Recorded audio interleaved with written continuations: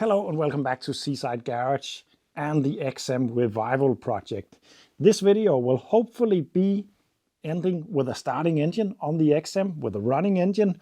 Otherwise, it will be this project spiraling out of control because you just never know on projects like this. The previous videos I have done all the stuff that I think is necessary to do before the first attempt to start it. I know it got oil pressure, I know it got fresh oil. The hydraulic system is working, so I don't really have to worry about that. That's the main concern right there. I was just concerned that it would leak everywhere and I wouldn't be able to concentrate on the running of the engine. So that is also all right. The engine is not stuck. The only problem that I have left, and I have already actually solved that, is that this car got a keypad immobilizer system. You need to press in a key. A lot of you guys have mentioned that there is some service codes and different kind of stuff that sometimes works, but it will only work if the ECU is put into service mode, and this one isn't. The problem is that the manual actually tells you how to change the code to something personal, and the guy who owned this has done that, apparently. We have been in contact with the family because the guy who owned this car sadly passed away a couple of years back. And we have tried so many codes. He was very much into 2CVs. He made a living by selling parts for 2CVs in Denmark for many years. The company still goes on, actually. It's called 2CV Center. There will be a link in the description as well. Buy your stuff from there, especially if you are from Denmark. They're actually cheaper than a lot of the companies in France, which is a big surprise. Anyway, because he's a big fan of Citroens, of course we tried the birth year of Citroën, the birth year of the 2CV, his birthday, and all the kind of stuff that could be used as a code, his postal code, for instance. And his family has tried to find a lot of solution and codes. Unfortunately, none of them worked. I think I have been sitting inside of here for a lot of hours, just random pressing in numbers and trying.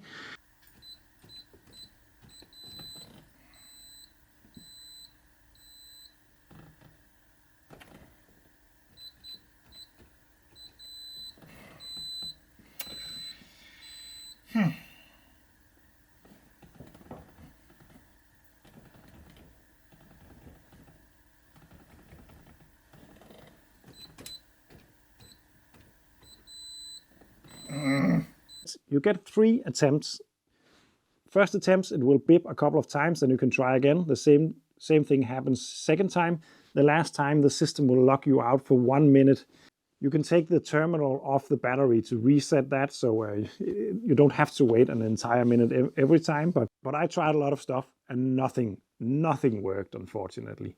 I got in contact with someone who knows a lot about Citroens, and he had heard a urban legend about a solution that might be able to fix this problem. It could be fun to show you guys how I did that, but I won't, because even though these are old cars and maybe not the most valuable cars to steal, I'm not going to show in a video how to fool a security system on a car, because I just don't feel comfortable doing that. But there is a solution.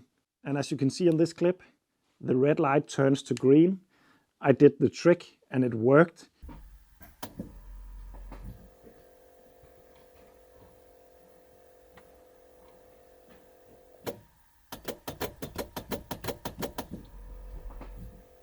When the keypad is green, the injection system is working, because the immobilizer is just disconnecting the injector system. The spark is still there, the cranking and all that is still there, but no injection. So with the green light, the injection system will work. And if you start the car up while the green lights is on, you can unplug the keypad. And then when you switch the car off, it no longer needs the code. As long as you don't put that keypad back in, it will work completely like a normal car without an immobilizer system. So that is what I'm hopefully going to do today. But let's try to start this car up for the first time in 20 years. Okay, so let's try. Just getting ready to unplug the panel if it starts up. Let's see what happens.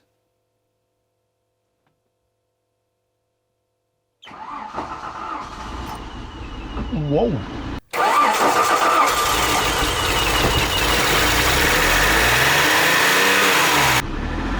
Whoa! I just switched it off because it just revved up. But it did start. What a surprise. First attempt. I have to check out. It seems as though the gas pedal is maybe stuck down. It seems to be stuck at full throttle actually. That's gotta be down. Yeah, it's just stuck, the whole assembly. Just gonna put it down to idle.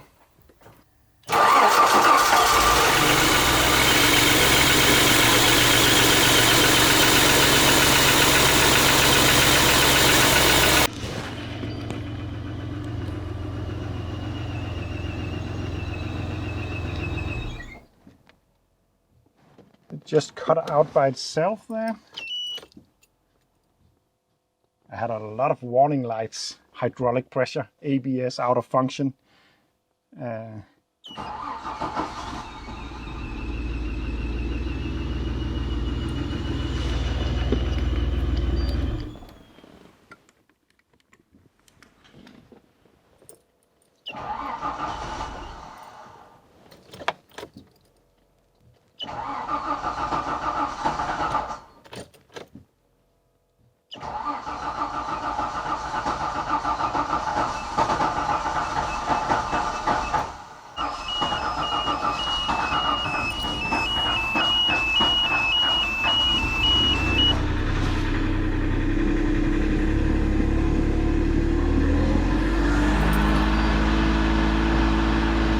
Oh yeah.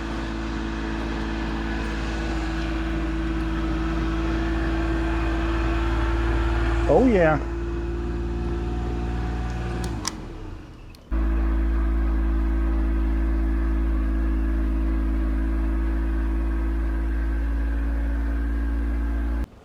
When I disconnect the keypad, it shuts off, so maybe that trick is not working.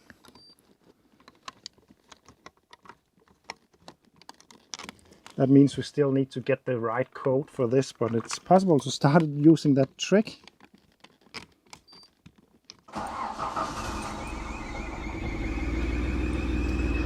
It's running. It's not possible to detach that keypad, so we'll have to figure out what to do about that. But the engine is actually running. I'm not sure it's sounding completely healthy though. I'm not sure all 6 cylinders is on, but it's maybe a bit too early to say. But this stuff is working.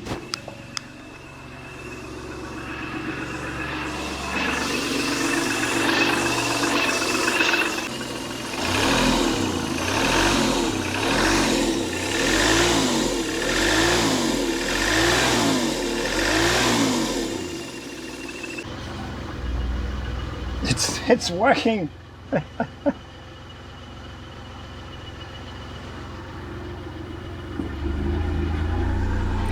I need to lubricate up that throttle linkage because it will just get stuck.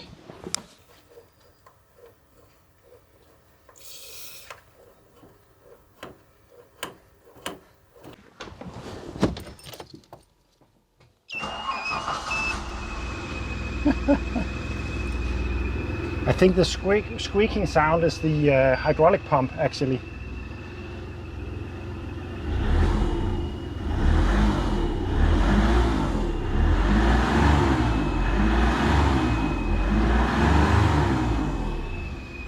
It doesn't really want to rev though.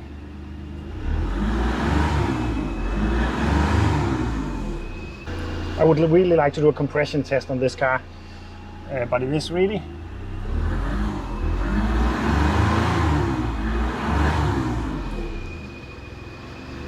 But what I want to do next is to try to drive this car out of here so I can get it on the lift and check the underneath, change the oil filter and assess the rest of the car really.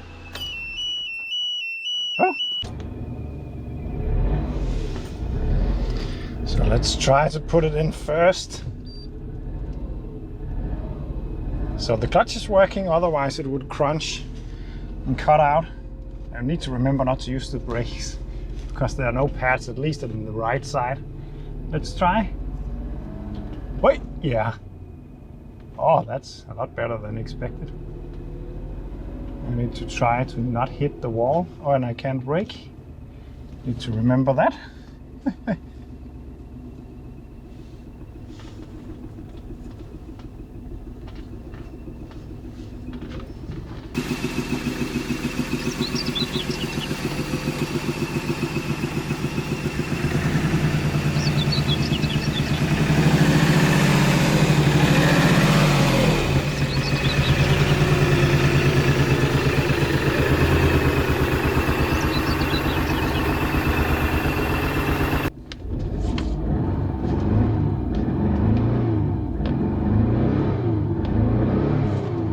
Maybe it's actually running all right. I think it's missing on one, I'm not sure.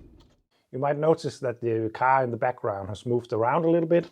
It's a couple of days later, but the engine is running. The gearbox is working, the clutch is working, at least the first gear is working and the reverse. So this is a huge step in this revival. I'm not sure it's running completely as it is supposed to just yet. I think it's running on 5 and maybe sometimes the last one is kicking in. What I would like to do before wrapping up this video is to do a compression test, just to see how the overall health of this engine is. You might remember I found a little bit of water in the engine oil. I think it's from condensation, but it could also be from a head gasket.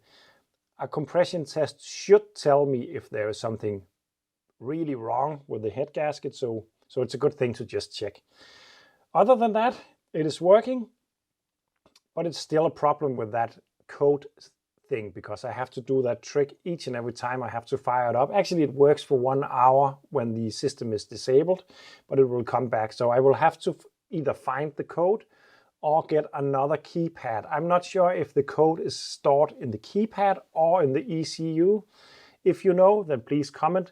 And if you know how the system is working on a Santia or on another model, it's not necessarily the same on this one. So if you know about the XM system, then please comment. I know that on the Santia, for instance, you can just disconnect the pad once it's running and then it no longer needs the code. It's not the case on this one, so it's different. Anyway, let's do a compression test. Cylinder number 1. I don't know if it's number 1, but I'm gonna call it number 1. 5 compression strokes. Maybe a little bit over 180. I'm just going to say 180, slightly above.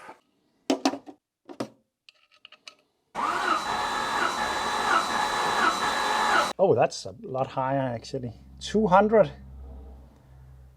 I'd say 200 psi on the next one. Slightly unsure if I remember to give full throttle on number 1 actually. I'm just really quickly going to test number 1 once again. We're actually at 190, so I might have forgotten to give full throttle. So 190, looking good so far. But the problem with doing compression tests is it doesn't really matter if it's looking good so far. What matters is if we find one that is really low, then we have a big problem, no matter how good all the other ones are looking. So yeah, we'll have to just keep on going. Just shy of 180.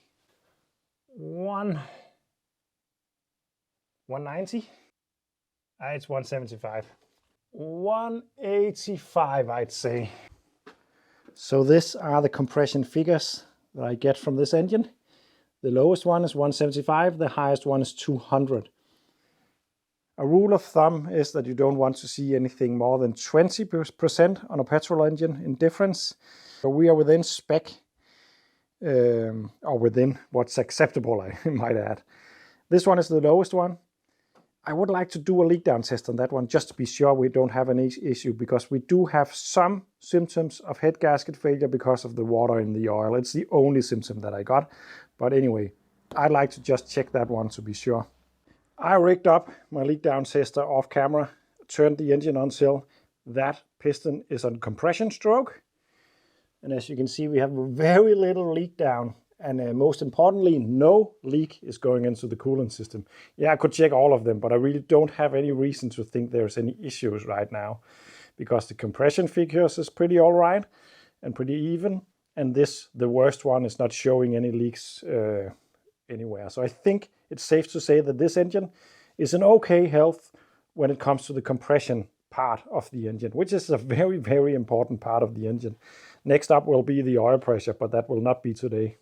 So one very important step on the XM Revival project can be ticked off.